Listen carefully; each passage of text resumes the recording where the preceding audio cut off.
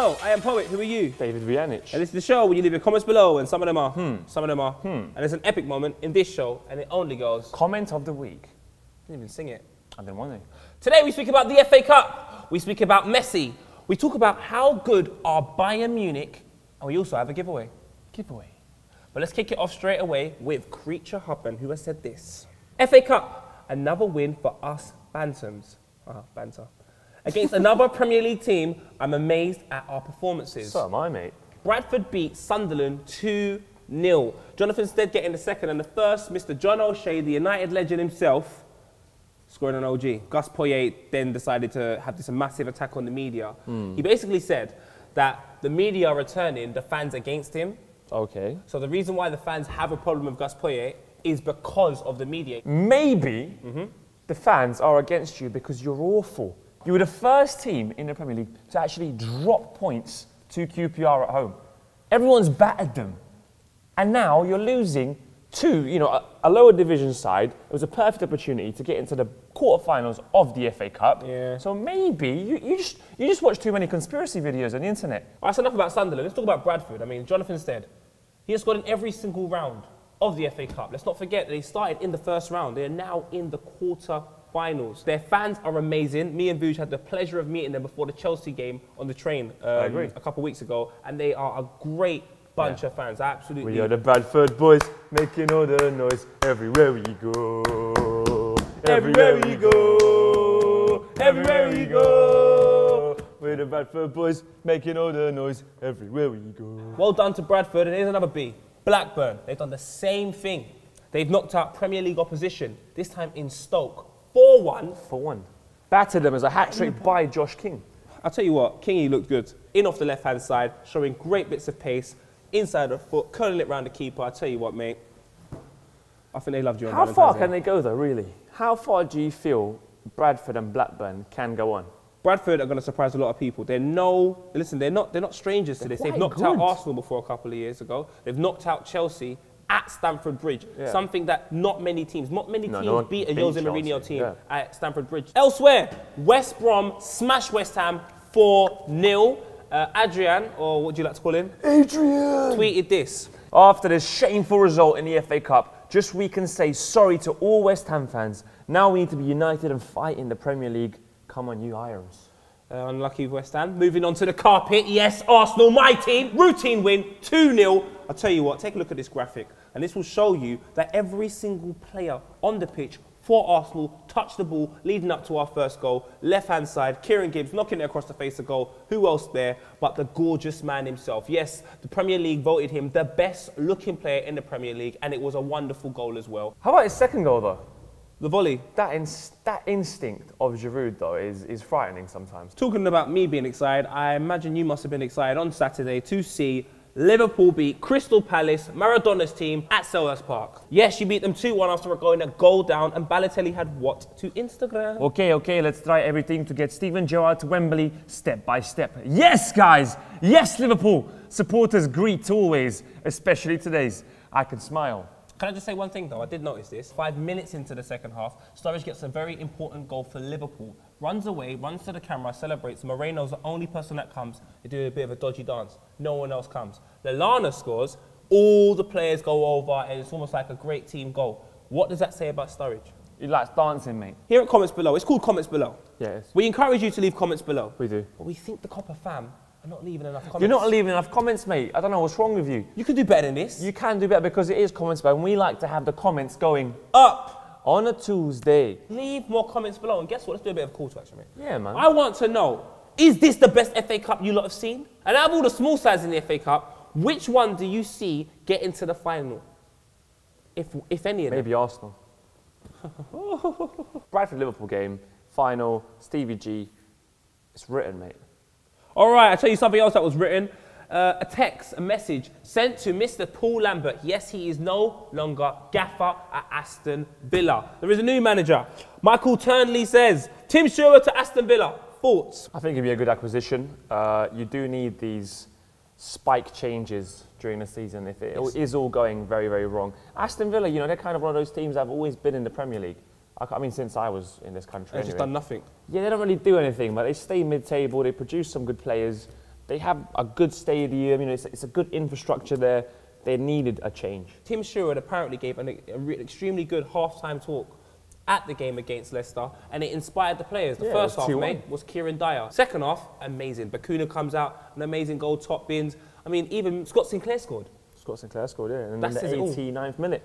It's good to see. All right, moving on to Germany, and there is a comment here, Vuj, I would love you to read. Oh man, Erbias Gebiso said, Bundesliga is going crazy while Bayern beat Hamburg 8-0. Leverkusen Wolfsburg ended 4-5. What a crazy game that was. The start of Wolfsburg, Bastos, 4 goals, an incredible 9-goal thriller. You've got Naldo scoring a free kick from like 35 yards, 2-2 swerve. You've got Bastos scoring a last-minute goal to make it 5-4. I just think Wolfsburg are assembling a good team. People like Schürrle, people like Kevin De Bruyne, Bastos up front, Lord Bentner. Lord Bents. You know, Gustavo. They're 8 points behind Bayern Munich. I think it is a long shot, a bit like Naldo's free kick. But can they catch up? I'd say if it was 5, that would be a great run-in. But 8, Bayern Munich, too much quality, and they showed it. I think there's something about Hamburg. Bayern Munich like playing them. I mean, 2 years ago, they beat them 9-2. This time around, they're losing, you know, 8-0 Hamburg. And I just look at Bayern Munich, and I look at the people that have scored for them.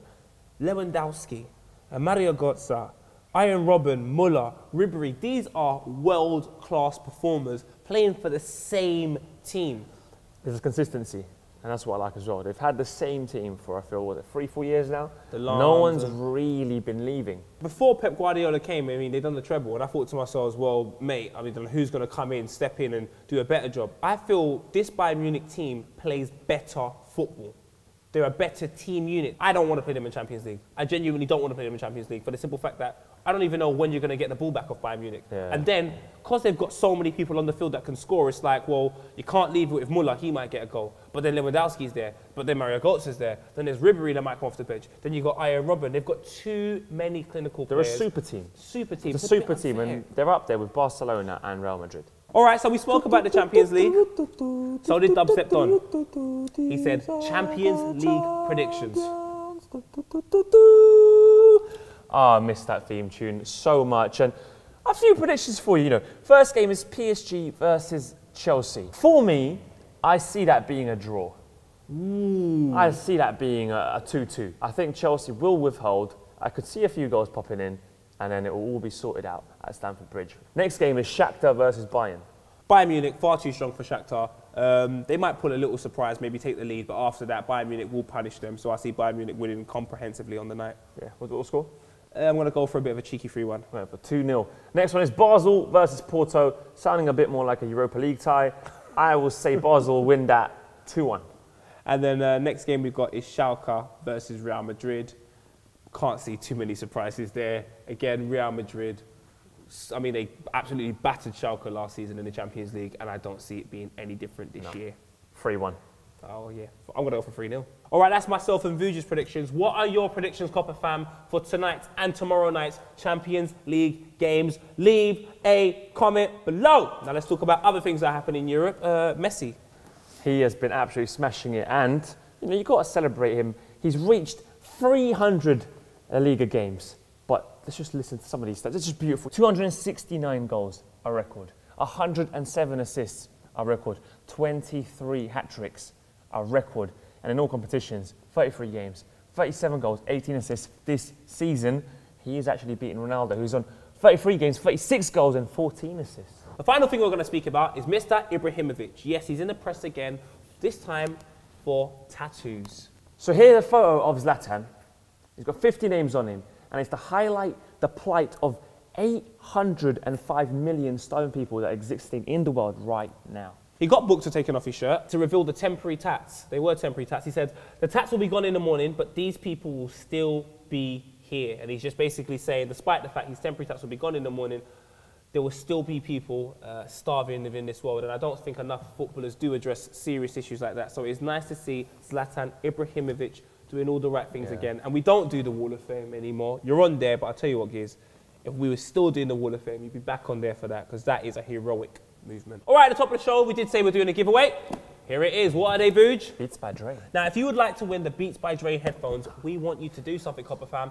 fill out a survey. And this survey, you're just going to give us some information that we want from you guys. We love you lot so much. We want to know how we can improve. Comments below. We want to know how we can improve Copper 90 on a whole. And these are the 3 very easy steps to be able to win these beautiful headphones. You have to follow Copper 90 on Twitter. You have to retweet their competition tweet that they're going to send out and complete the survey. The winner will be announced on this show on Tuesday the 3rd of March. Back to Maradona, please. Week by week, we always address the millions. Oh, we do. And millions of Copper 90 fans all across the world, not on Tumblr, on copper90.com, on Instagram, on Twitter, on Facebook. It's an epic moment in the show that can only be described as in Malay. Komen minggu ini. Thank you for trolling me last week, but this week we have checked it. Unlike sometimes we don't, Maradona forgets. Silly Maradona. We're going to begin with Frankly Dave, who says, I never wanted to believe that my dad was stealing from his job as a road worker. But when I got home, all the signs were there. We've had that before. I'm sorry, you lads. Tom Hitman says, what happened to boring James Milner? Well, he's back. Look, he's back.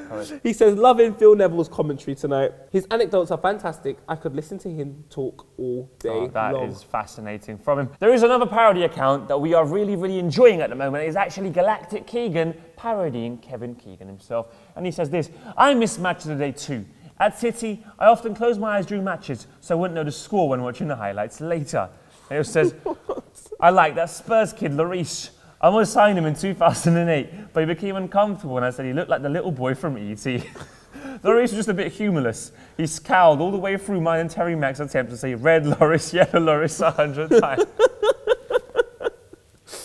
All right, we've come to the end of the show. We have indeed. Great show. It's time to say goodbye. Not just for today, but forever. We're done. We go. It's done. The show's finished. Nah, mate. We're leaving the studio. Yes, comments below. Gotcha. We are leaving the studio. We're not leaving forever. We will still be here, same time next week. The question is, where will we be? I'll tell you what, leave comments and you tell us where you think we'll be. Tell us who you think is going to win the FA Cup. Give us your predictions for the Champions League, not just today, but also for tomorrow. And Vuj, I think it's time for us to pack up the studio, man. I'm just going to take my vessels. I've always wanted to be a sailor. I'll take the Paris Saint-Germain scarf. I think we should take some drinks just in case. We don't know how far we're going to go. And remember, everyone, even though we're leaving, we still want the comments going up on a Tuesday. Got your comment on the weekend, we ain't choosing.